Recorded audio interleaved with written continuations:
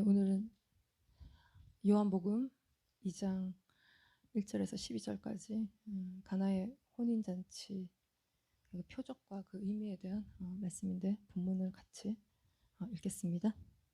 시작.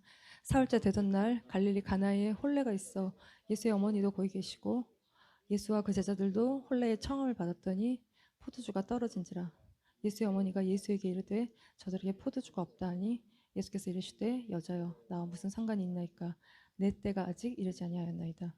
그의 어머니가 하인들에게 이르되 너에게 무슨 말씀을 하시든지 그대로 하라 하니라. 거기에 유대인의 정결 예식을 따라 두세 통 드는 돌 항아리 6이 놓였는지라.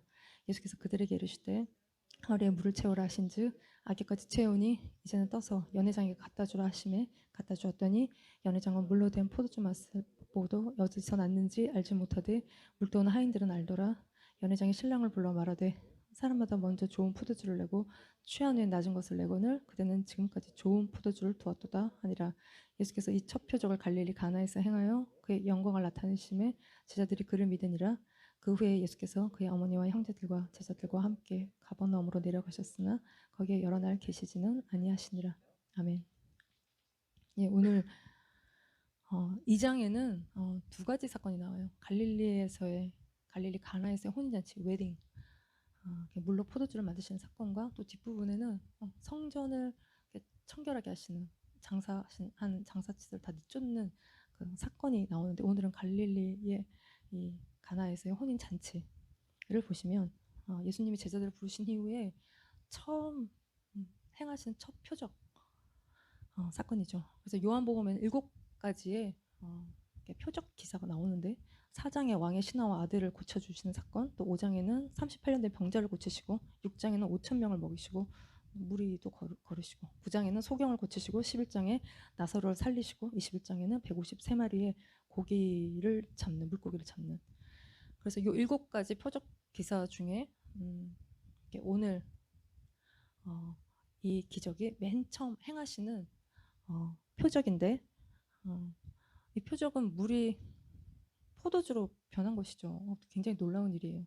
인간이 할 수 있는 일은 아니에요. 무슨 마법 학교를 나온다고 할 수 있는 일이 아니에요.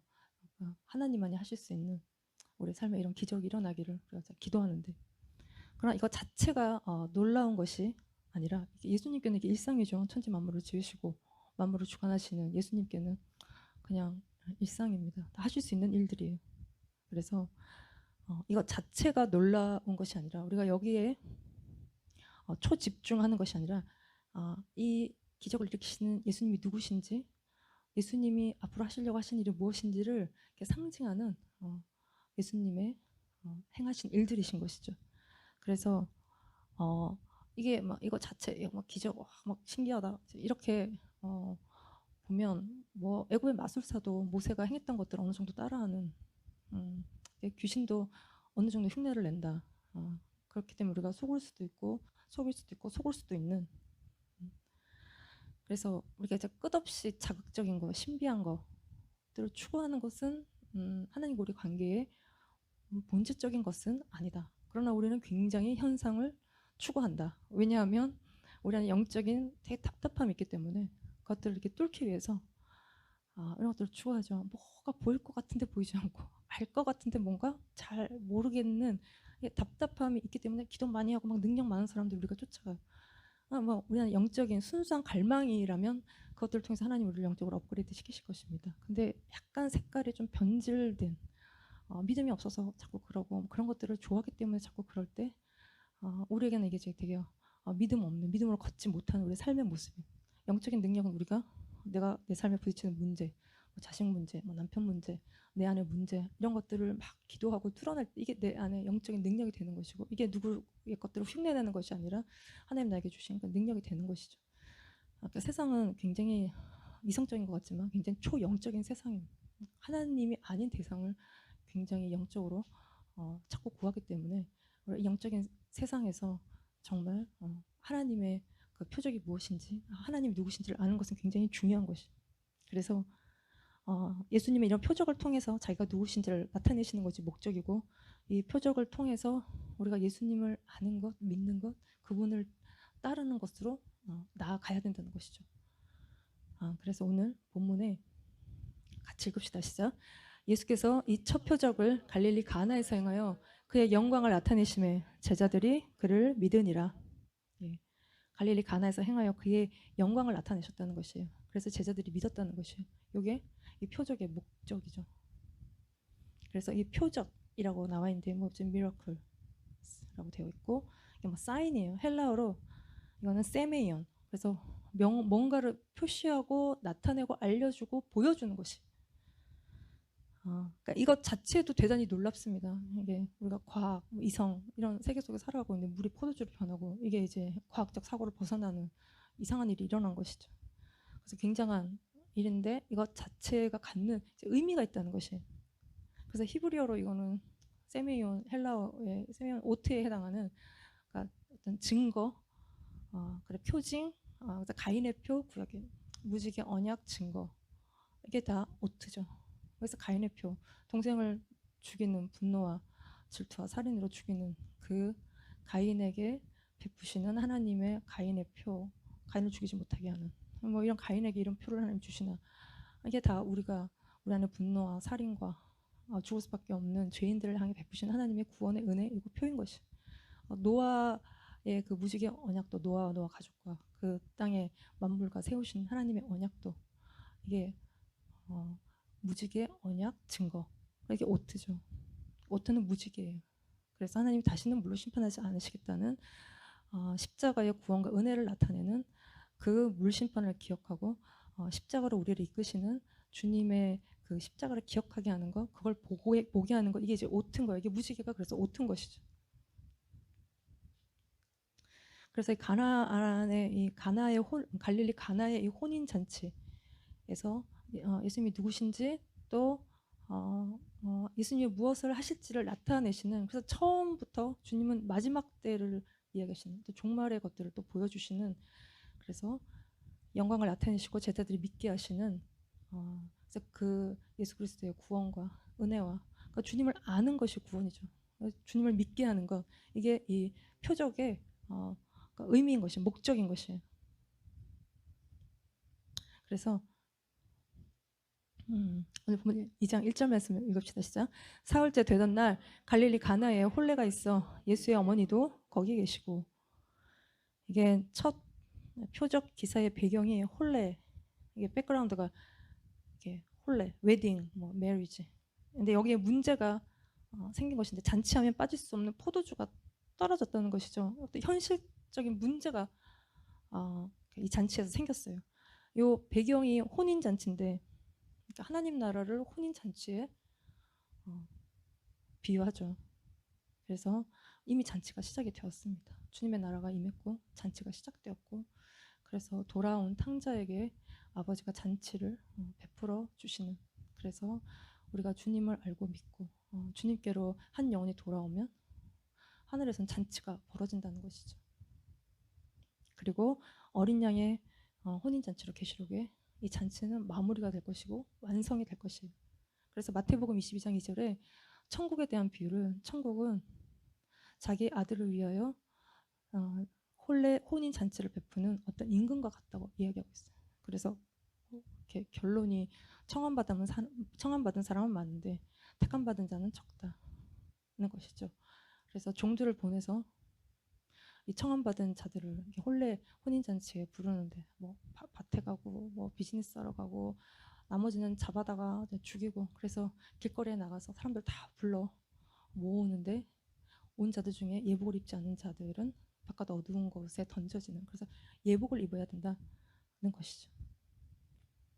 그래서 돌아온 탕자도 제일 좋은 옷을 입히고 가락지를 끼고 신발을 신게 오는, 의에 합당한 옷을 입고 잔치에 참여하는. 또한 계시록 19장에 가면 어린 양의 혼인 잔치가 나오는데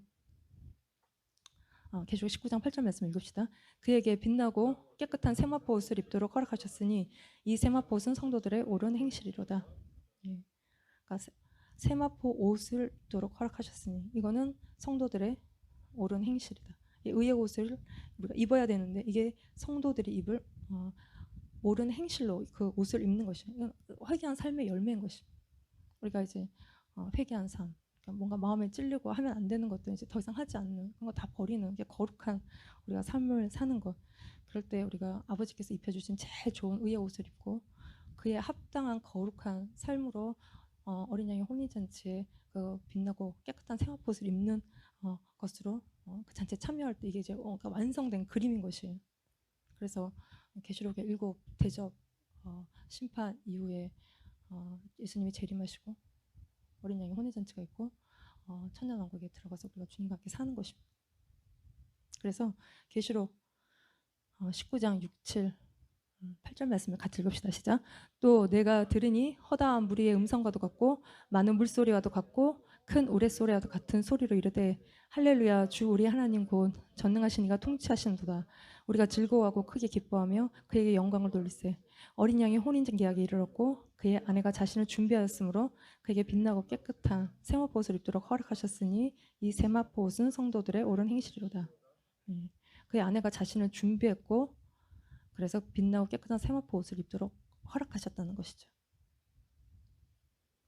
그래서 이 주님의 나라의 통치와 어린 양의 혼인 잔치가 이르렀다고 지금 이 말씀이 선포하고 있어요.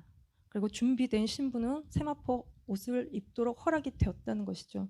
그래서 이 잔치의 신부는 계시록 7장 13, 14절들 같이 읽으면 장로 중 하나가 응답하여 나에게 이르되 이 옷 입은 자들이 누구며 또 어디서 왔느냐 내가 말하기를 네 주여 당신이 아시나이다 하니 그가 나에게 이르되 이는 큰 환란에서 나오는 자들인데 어린 양의 피에 그 옷을 씻어 희게 하였느니라. 예. 그래서 신부는 흰 옷 입은 자들인데 이들은 큰 환란을 견딘 자, 마지막 때 고난과 핍박들을 다 견뎌낸 너무 많이 고난을 받아서 자기가 다 죽고 그 안에 예수 그리스도의 성품이 이루어진 아주 말할 수 없이 온유한 환란을 견딘 자, 어린 양의 보혈로 자신의 죄와 더러움을 깨끗이 씻은 자가 어린 양의 혼인잔치에 참여하는, 그래서 자신 줄이지도 목마르지도 뜨거운 곳에 상하지도 않고 눈물도 없이 그 주님의 나라에서 우리가 영원히 사는 신랑과 함께 사는 그 나라에서 살게 될 것입니다. 그래서 신랑을 기다리는 슬기로운 5처녀처럼 예복을 입고 주님을 기다리는 이 혼인잔치, 이게 예수님이 행하신 첫 기적이고 처음부터 마지막의 때를 주님께서 말씀하고 계시는 것입니다. 그래서 우리가 그리스도의 신부다라는 것이에요. 그래서 이사야 54장 5절 말씀과 고린도후서 11장 2절 말씀을 같이 읽읍시다. 이는 너를 지으신 이가 내 남편이시라. 그의 이름은 만군의 여호와이시며 내 구속자는 이스라엘의 거룩한 이시라. 그는 온 땅의 하나님이라 일컬음을 받으실 것이라. 내가 하나님의 열심으로 너희를 위하여 열심을 내노니 내가 너희를 정결한 처녀로 한 남편인 그리스도께 드리려고 중매함이로다. 예, 우리가 이 땅에서 그리스도의 정결한 신부로 준비되는 것은 한 남편인 그리스도를 만나기 위한, 그러니까 신부는 신랑을 위해서 준비가 되는 것이에요. 그래서 우리가 이 땅에 좀 부족한 남편, 부족한 이렇게 와이프에 대해서 우리가 절망하지 않고 또 막 죄짓지 않고 주님을 기다리면 우리가 온전한 우리를 지으신 우리 남편 되신 그리스도를 만난다는 것이고, 우리가 이제 인간 관계, 이 땅에서의 모든 관계는 좀 결핍이 있을 수밖에, 좀 부족할 수밖에 없고 불완전할 수밖에 없고 만족이 이제 되지 않죠. 그러나 우리가 온전하시고 완전하신 그리스도를 만날 때 우리 안에 아주 깊은 영혼의 만족이 있을 거라는 것이에요. 그래 우리의 삶의 시작도 잔치고 마무리도 잔치고, 이미 그 잔치는 시작이 되었고 이 땅에서 아무리 고통이 많아도 우리가 기뻐할 수 있는 것은 이 땅에 주님의 나라가, 기쁨의 나라가 시작이 되었기 때문에 우리는 이 안에서 기뻐한다는 것이에요. 그래서 다시 요한복음 2장 1, 2, 3절을 보시면 같이 읽읍시다. 시작. 사흘째 되던 날 갈릴리 가나에 혼례가 있어 예수의 어머니도 거기 계시고 예수와 그 제자들도 혼례에 청함을 받았더니 포도주가 떨어진지라. 예수의 어머니가 예수에게 이르되 저들에게 포도주가 없다 하니, 이게 누구의 결혼식인지는 모르겠어요. 뭐 신랑 신부도 딱히 등장하고 있지 않고. 그러니까 왜냐하면 이 혼인잔치의 이렇게 메인 주인공은 예수님이 신랑이시라는 거예요. 예수님이 하신 일, 하실 일, 어린 양의 혼인잔치에 신랑으로서 우리에게 오시는 것, 그 예수님을 보는 것이 목적이기 때문에 나머지는 중요하지 않다. 누구의 결혼식인지는 모르겠지만 이렇게 보면 예수님의 어머니가 약간 주최측, 뭐 친인척이 아니었을까 싶은, 그래서 결혼식에 포도주가 떨어진 이모저모의 상황들을 아시고 예수님께 도움을 요청하고 계시는. 근데 이 풍성한 결혼 잔치에 포도주가 바닥이 났다. 이게 이제 비상사태죠. 대형 사고고 잔치를 더 이상 할 수 없는, 딱 끝내야 되는 상황이 벌어진. 이때 혼인 잔치는 7일 동안 계속 이어지는 잔치. 그때 그동안 계속 포도주를 공급해야 되는, 그 잔치의 핵심은 이게 와인, 포도주인데 일주일 내내 공급해야 되는. 이 포도주는 기쁨을 상징해요. 사람의 마음을 기쁘게 하는 것이 이게 포도주죠. 이게 알코올의 힘이에요. 우리의 기분을 좋게 하는, 우리의 현실, 뭐 고통을 잊게 하는. 예수님이 우리에게 술을 권하시는가? 잔치에 술 떨어졌으면 잔치 끝내면 되지. 주님이 또 여기 포도주를 다 만들어내시고, 그래서 모든 사람이 또 먹게 하시는. 예수님은 우리의 예수님이 죽으시기 전에 제자들과 최후의 만찬 때 포도주를 다시 마시지 않겠다. 새 포도주를 마시는 그날까지 마시지 않으시겠다. 그리고 자신이 감당해야 되는 죽음과 고통과 그 고난을 감당하시는. 세상은 술 권하는 세상이에요. 술에 취하지 않으면 살아가기가 어려운 현실이 너무 감당이 안 되는 그 현실 속에서 우리가 세상에 취하지 않고 주님께 취할 때 우리도 우리의 삶에서 감당해야 돼. 우리 그리스도의 남은 고난을 감당하는, 우리가 주님을 바라볼 때 주님께서 우리가 삶의 현실 어려움 감당해야 되는가. 사는 게 고통이에요. 사실 사는 게 쉽지 않잖아요. 그걸 감당해 나가는 힘들은 우리가 주님께 취할 때, 주님을 바랄 때 주님 주신다는 것이. 예. 그래서 하나님과 사람의 마음을 기쁘게 하는 포도주, 네, 기쁨과 예수 그리스도의 보혈을 상징하는. 그래서 잔치에 빠져서는 안 되는 이 포도주가 계속 공급이 되어야 되는, 예수 그리스도 피가 우리를 살게 하고 우리로 하여금 기쁨으로 충만케 하는 주님의 잔치가 시작되었기 때문에 우리가 이 기쁨과 성령으로 충만할 것입니다. 그래서 이 표적이 사흘째 되는 날 일어나는데 3일째 된다. 예수 그리스도가 죽으시고 부활한 지, 죽은 자 가운데서 부활하신 지 3일 되는 게 부활의 상징이에요. 그래서 죽은 우리 또한 살리실 것이고 우리를 통치하실 것이고 그 새 날에 새 포도주로 우리로 하여금 마시게 하실 거라는 것입니다. 그래서 같이 읽읍시다. 이사야 25장 6절 말씀. 만군의 여호와께서 이 산에서 만민을 위하여 기름진 것과 오래 저장하였던 포도주로 연회를 베푸시리니 곧 골수가 가득한 기름진 것과 오래 저장하였던 맑은 포도주로 하실 것이며. 예, 주님이 베푸실 그날에 그 산에서 베푸실 잔치는 절대로 부족함이 없다. 포도주가 무한으로 공급된다. 바닥나고 떨어질 일이 없다. 아주 오래 저장했던 맑은 포도주의 맛을 우리가 그날에 주님과 함께 볼 것이다 하는 것이죠. 그러나 세상에서의 삶은 아무리 뭐 흥겨운 잔치도 포도주가 바닥이 난다. 우리의 인생의 즐거운 날이 사라지고 잔치는 딱 끝나는 날이 온다. 돈잔치 끝나면 빚잔치 하는 거죠. 고갈, 결핍. 그러니까 주님 안에서 우리가 풍성하신 것이지 죄된 세상은 결핍이에요. 그래서 우리가 인생을 살다 보면 정말 쓰레기통 뒤지는 날도 오는 것입니다.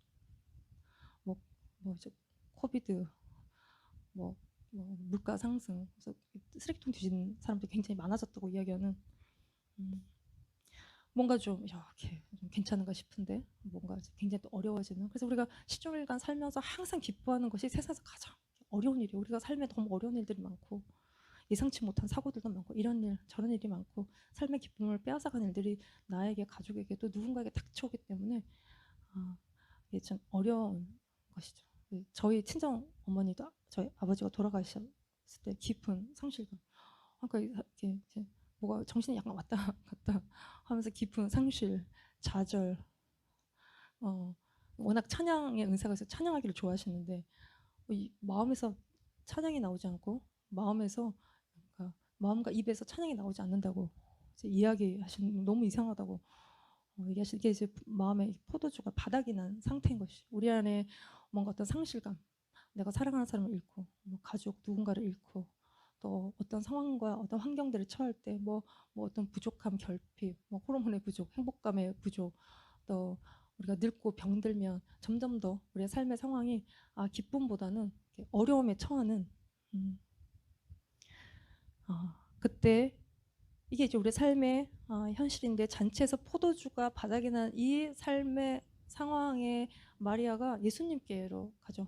그래서 이 사실을 예수님께 가장 먼저 알리고 도움을 요청하고, 이건 이제 예수님이 해결하실 것을 믿는 믿음 가운데 마리아가 하는 행동인데, 근데 이제 예수님의 답변은 좀 우리의 기대를 약간 깨요. 그래서 마리아가 예수님께 가서 이 사실을 알리는데 예수님의 대답은 뭐냐면, 같이 읽읍시다. 예수께서 이르시되 여자여 나 무슨 상관이 있나이까 내 때가 아직 이르지 아니하였나이다. 그의 어머니가 하인들에게 이르되 너에게 무슨 말씀을 하시든지 그대로 하라 하니라. 예. 내 때가 뭐 이르지 않았다. Mine hour is not yet come. 이게 무슨 상관이 있냐 나랑. 근데 여기에 대한 마리아의 반응은 그의 어머니가 하인들에게 이르되 너에게 무슨 말씀을 하시든지 그대로 하라 하니라. 예수님의 반응은 좀 이해가 되지 않는데 마리아는 그거에 대해서 믿음의 말을 하인들에게 해요. 너에게 무슨 말씀을 하시든지 하라는 것이죠. 그대로 예수님이 시키는 대로 하라는 것이에요. 이해가 되든 말이 되든 말이 안 되든 네 생각을 앞세우지 말고 예수님이 시키는 대로 그대로 하라는 거예요. 이게 이제 우리의 삶에서 기적을 보는 방법이에요. 예수님이 뭐라고 하시든지 하는 것. 여기에 순종하는 거. 여기 하인들이 이제 이랬다는 것인데 이 하인들이 이 오늘 본문의 숨은 주인공이에요. 이 서번트들이 이게 주인공이에요. 주인이 시킨 대로 하는 것. 자기의 의견을 내놓지 않는 것. 우리는 이제 주입식 교육을 받은 세대인데도 우리는 의견이 많은데 요즘에는 더더욱 자기 의견을 계속 자기 오피니언을 얘기해야 되는 교육을 받는 세상 속에서 자기 의견이 굉장히 많은데 주님은 우리의 의견을 듣고 싶어 하시는 것이 아니라 예수님은 자신의 말을 우리가 들으라는 것이 그게 우리를 향한 말씀이에요. 우리의 삶에 기적이 없는 이유가 내 생각, 내 기분대로 한다는 것입니다. 그러니까 우리가 교육을 많이 받으면 받을수록 더더욱 내 생각과 내가 교육 받은 대로 한다는 것이죠. 그래서 똑똑하면 굉장히 잘 살 것 같은데 자기 안에 있는 결핍을 해결할 수가 없고 인생이 더 불행한 경우가 더 많다는 것이. 왜냐하면 자기 생각대로 하기 때문에. 그래서 포도주가 없는 우리의 삶의 결핍과 이 문제, 부족함을 뚫고 해결하는 채우는 방법은 예수님의 말씀에 나를 굴복시키는 것. 이게 참 이스라엘이다. 그 속에 간사한 것이 없는, 자기 꾀가 없는, 자기 방법이 다 죽은 참 이스라엘. 그래서 주님의 말씀에 내가 굴복할 때 내 삶의 기적이 또 은혜와 기쁨과 감사가 이제 차오르기 시작하는 것이.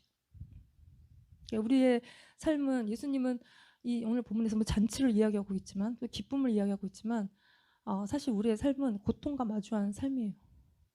사는 게 고통스럽다. 우리가 이렇게 이야기를 하죠. 그리고 어떤 사람들은 알 수 없는 만성 통증에 시달리면서 밤새 고통하고 아픈데 왜 이렇게 아파야 되는지도 잘 모르는 삶들을 살아가고 있는 것이 우리의 삶의 현실이라는 것이죠.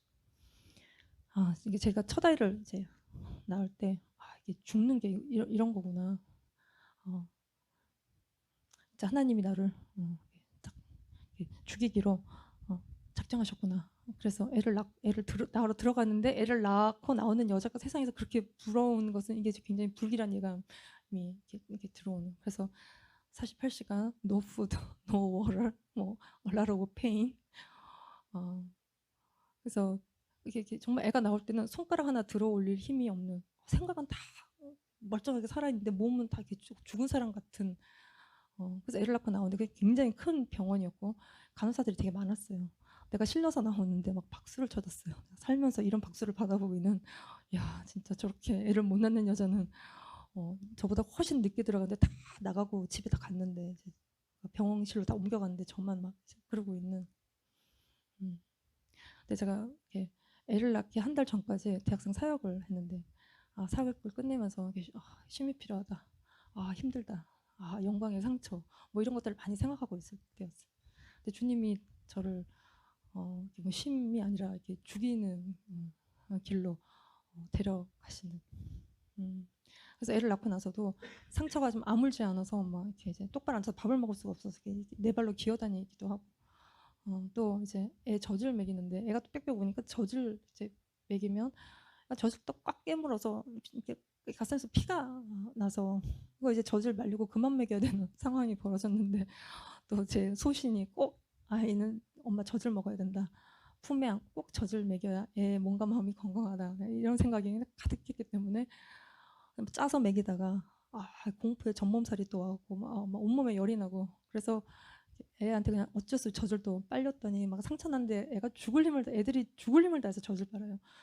죽을 힘을 다 빠니까 이 세상에 이 고통은 뭔가 도대체 이 아픔은 뭔가 그러면서 제 안에 음, 그 영광의 상처 모락모락 피어 올라오던 약간의 원망 불평 이런 것들이 싹 이렇게 죽고 감사하다 뭐든지 입에 뭐가 들어가는 것도 감사하고 숨 쉬는 것도 감사하고 그냥 살아있는 게 감사하고 그러니까 하나님이 정말 우리에게 감당치 못할 시험은 주시지 않는 우리가 가끔씩 뭔가 부딪혀오는 이게 도대체 무슨 일인지 알 수 없는 일들을 우리가 겪을 때 나는 감당이 안 된다고 생각하는데 우리 안에 일어나는 일들을 주님이 다 아시고 감당할 만하기 때문에 우리에게 주시는 것이죠. 그래서 감당할 수 없다고 생각하는 그 생각 때문에 사실은 감당할 수 없는 우리가 감당해 갈 때 그게 우리에게 영적인 또 믿음의 도약이 이제 되는 것이. 그래서 이 우리 안에 그 모든 것들을 자꾸 문제는 우리 안에 있는 것이. 그래서 자꾸 문제 삼고 뭐가 부족하다고 생각하는 그 생각들을 하나님이 우리의 몸의 고통들을 통해서 죽이실 때 우리 생각이 깨끗해지고 생각이 사라지고 주님만을 바라보는 그럴 때 우리가 자유해지고 주님만서 믿음으로 걷는 것이 가능해지는 것이. 그래서 다시 이 4절 말씀을 같이 한번 읽어봅시다. 시작. 예수께서 이르시되 여자여 나와 무슨 상관이 있나이까 내 때가 아직 이르지 아니하였느니라. 여기서 보시면 예수님의 반응이 여자여 나와 무슨 상관이 있나이까 내 때가 아직 이르지 않았다라고 하시는데 여자여 그러니까 자기 어머니에게 여자여 그러니까 이게 모르고 들으면 굉장히 좀 루드해 보이는 여자여. 근데 이거는 왕이 왕후를 부를 때의 존칭이에요. 그러니까 사랑과 존경을 나타내는 아주 극존칭인 것이. 그리고 뒤에는 나와 무슨 상관이 있니까 내 때가 아직 이르지 아니었다 라고 말씀하시는데 내 때가 아직 이르지 않은 이 내 때, 예수님의 때, mine hour, hour 헬라어로 호라, 어떤 특정한 시간을 말하는 예수님이 고난받고 죽으시는 잡히시고 고난받고 죽으시고 영광 받으시는 그 때를 말씀하시는 거예요. 우리가 또 죽을 때가 있고 살 때가 있고 또 뭐 높이실 때가 낮추실 때가 있고 우리가 뭐 기다려야 될 때도 있고 뭔가 해야 될 때도 있는 것처럼 이 예수님의 때는 인간의 원하는 그 때가 아닌 하나님의 그 때인 것이죠. 그래서 어머니로부터 분리되는 어머니의 마리아의 그 요청에 따라 예수님이 움직이시는 것이 아니라 더 자기를 보내신 큰 분의 뜻을 따라 예수님이 움직이시는 그리고는 육신의 어머니로부터는 분리되는 근데 거칠게 분리되시는 것이 아니라 나 다 컸어 뭐 이러면서 분리되고 뜯어져 나가는 것이 아니라 어머니를 존중하고 분리돼서 하나님의 뜻을 따르는 그때는 예수님이 죽으시는 때이라는 것이 그래서 포도주가 떨어진 인간의 현실, 죄된 현실 이때를 해결하시는 이때가 아직 이르지 않았다고 말씀하시는 그래서 뭐 아무것도 안 하실 것처럼 예수님이 얘기하고 있지만 그러나 그 때를 향해서 주님은 한 발짝 떼고 계신 것이 그래서 그때를 향해 행할 바들을 주체적으로 예수님은 행하시는 주님이시라는 것이 그래서 이 하나하나 행하시는 것들을 통해서 우리에게 믿음을 갖게 하시는 게 예수님이 걸어가시는 그 행보이신데 예수님은 사람의 말을 따라서 포도주가 다 떨어진 어떤 현실적인 문제를 따라서 그거를 막 처리하기 위해서 예수님이 표적과 기사를 행하시는 것이 아니라 아버지의 뜻, 자신의 뜻을 따라서 행하시는 능력이 하나님이신 것이에요. 그래서 우리도 우리의 삶에서 그 뜻을 묻고 그 때를 기다리면서 내가 해야 될 일들을 한 스텝 갈 때 그 온전한 뜻이 그 때에 이루어지는 것이에요. 그래서 다 하나님의 뜻이 있다면 길이 있고 때가 있다는 것이죠. 그래서 예수님은 이 잔치에 이 표적을 일으키시는데 상속에서 다 보는 데서 짠하고 일으키시는 것이 아니라 조용히 행하십니다. 아직 때가 아니시기 때문에. 그래서 예수님 누구신지도 모르는데 이 순종하고 있는 이 하인들의 순종이 놀라운 것이죠. 그래서 예수님이 하인들에게 시키신 것은 같이 읽읍시다. 시작. 예수께서 그들에게 이르시되 항아리에 물을 채우라 하신즉 아기까지 채우니 이제는 떠서 연회장에게 갖다 주라 하심에 갖다 주었더니 예, 여기 뭐 많은 얘기가 나오는데 뭐 간단합니다. 채우라 그래서 채우고, 떠서 갖다 주라 그래서 갖다 주고. 근데 채우는 거는 채우라고 했더니 이 하인들이 가득 채워요. 아기까지 채웠다는 것은 물을 가득 채우는 거예요. 그 항아리에 더 담을 수 없을 만큼 끝까지 채우는 것입니다. 이게 믿음의 행동이고 온전한 순종의 모습이죠. 끝까지 우리는 끝까지가 좀 어려운데 끝까지 채우는, 아무것도 남기지 않는, 뒤로 도망갈 또 구멍 이런 거 남기지 않고 끝까지 딱 채우는. 그리고는 그게 끝이 아니라 떠서 갖다 주라고 하셨기 때문에 떠서 갖다 주는. 이게 이제 믿음이 무엇인지 순종이 무엇인지를 가르쳐 주는 대목이에요. 이게 이제 말씀은 단순한데 우리는 복잡하다. 그래서 하루 종일 이럴까 저럴까 머리 터지게 생각하고 싸매고 있는. 그래서 이게 물인데 갖다 주라니, 야, 이거 이제 단체로 진짜 이거 물 먹이는 것이 아닌지 뭐 또 오만 생각이 다 들락날락 할 수 있는 이 상황에 채우고 떠서 갖다 주어야만 이 포도주가 포도주인지 물인지 확인이 되는, 이 기적을 경험하는 것은 떠서 갖다 줄 때, 그리고 그래서 맛볼 때 이게 포도주로 변한 이 기적을 경험하게 되는 것이죠. 그래서 순종은 끝까지 해야 되는 것이죠. 우리는 야, 나 진짜 할 만큼 다 했는데 라고 이야기하지만 정말 더 끝까지 순종할 때 우리가 주님의 일하심을 그 가운데서 경험하게 돼요. 그래서 주님의 말씀은 단순한데 내가 복잡하고 세상이 복잡하고 내 생각을 내려놓고 끝까지 가면 그 끝에서 하나님의 일하심을 우리가 본다는 것이. 그래서 이 물을 가득 채운 항아리의 이 정체는 뭐냐? 이 항아리는 무슨 항아리냐 하면 2장 6절 말씀에 거기에 유대인의 정결 예식을 따라 두세 통 드는 돌 항아리 6이 놓였는지라. 이게 유대인의 정결 예식을 따라, 그러니까 the manner of the purifying of the Jews. 그러니까 유대인의 정결 예식을 위해서 쓰는 돌 항아리라는 것이죠. 근데 여기가 비어 있어요. 여기 이제 물을 담아서 이게 이제 씻는 것이죠. 우리의 죄와 더러움을 씻는 정결 예식에 쓰는 이 돌 항아리가 이게 비어 있어서 예수님이 거기다가 물을 채우라고 말씀하고 계시는 거예요. 그러니까 형식만 남아 있고 항아리만 남아 있고 안에 내용물은 없다, 물은 없다. 거기에 주님이 채우라고 하시는 이것으로 포도주를 주님이 만드시는. 그러니까 포도주의 본질은 뭐예요? 물이에요. 물이 변해서 포도주가 됐다는 것이죠. 이 물은 말씀이에요. 말씀으로 씻어 물로 깨끗게 하는 말씀이 우리 죄와 더러움을 씻는 물, 죄와 더러움을 씻는 주님의 말씀, 우리 죄와 더러움을 다 회개시키는 주님의 말씀. 이게 이제 말씀이 우리 안에 여기까지 쫙 가득 차오를 때, 그래서 떠서 갖다 줄 때 이것이 물이 변해서 포도주가 된다는 것이에요. 그래서 기쁨을 누리는, 포도주는 기쁨을 상징하는, 예수 그리스도의 피를 상징하는, 우리에게 기쁨을 주는.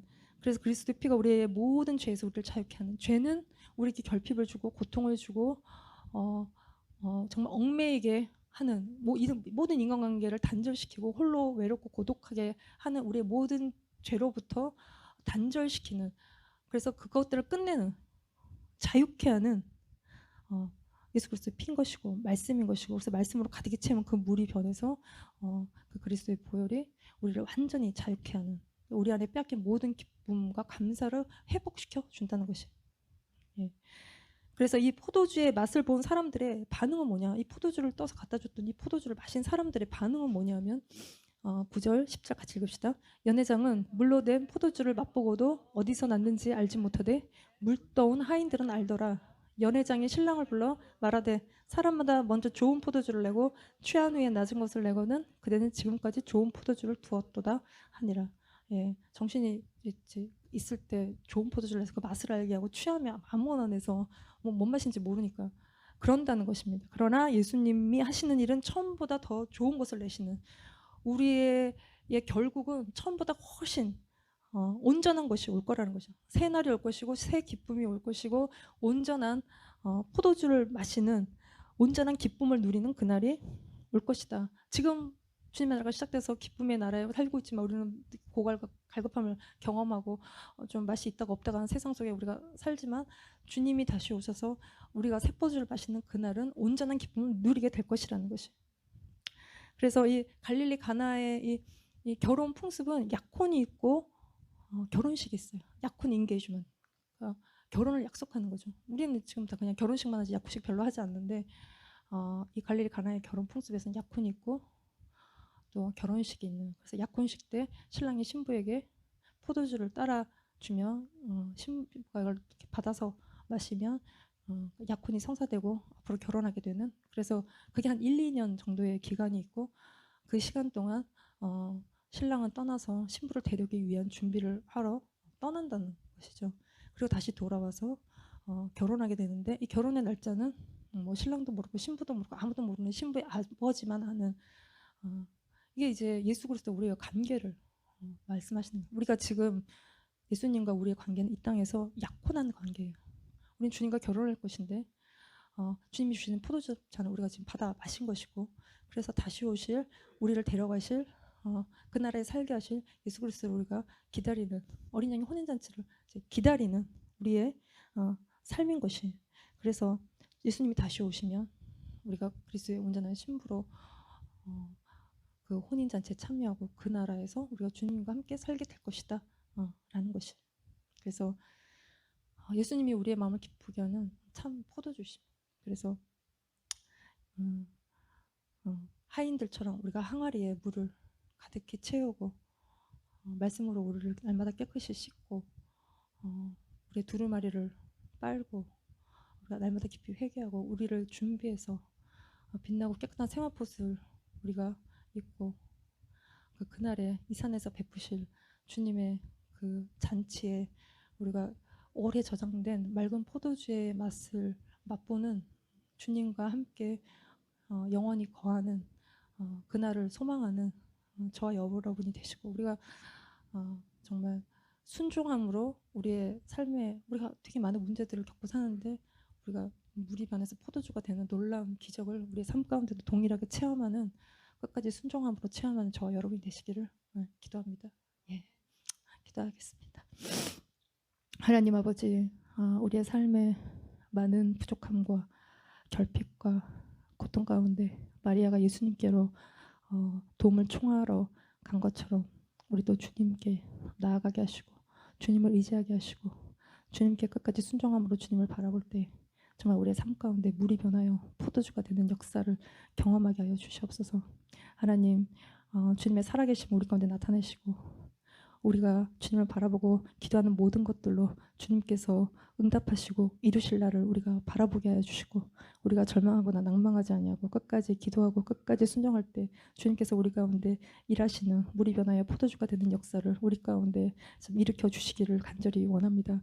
주님 우리 가운데 기쁨으로 또 감사로 회복시켜 주시고 우리가 주님이 다시 오실 때까지 우리가 끝까지 인내하며 주님과 함께 주님의 나라에 영원히 거할 그때를 기다리며 날마다 기도하며 우리의 두루마기를 빨고 주님 앞에 회개하는 삶을 살 때 주님과 영원히 거하게 될 줄 믿습니다. 주님 그러한 날을 우리가 기대하고 바라며 주님을 사랑하고 주님을 기대하고 주님의 사랑을 더욱 깨닫는 저희들 되게 하여 주시옵소서.